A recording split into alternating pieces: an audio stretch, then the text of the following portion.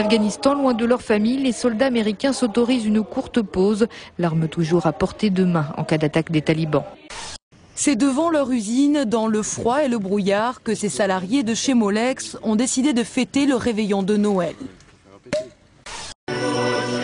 Sans doute parce que plus aucun pays n'est épargné par la crise, Bethléem était hier soir à minuit, le temps d'une messe, le centre du monde.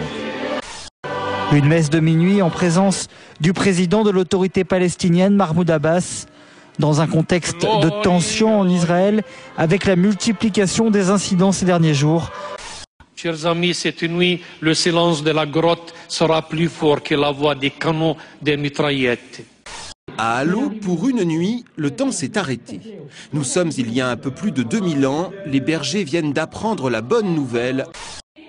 En Irak, tout un symbole. Plusieurs leaders musulmans ont assisté à la messe chaldéenne, une petite communauté de chrétiens régulièrement persécutés.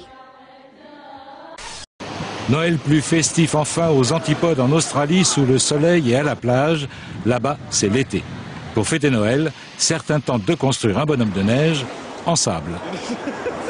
Et puis Noël solidaire à New York, la plus importante soupe populaire de la ville, a accueilli cette année plus de 1200 bénéficiaires, signe que la crise ne connaît pas la trêve.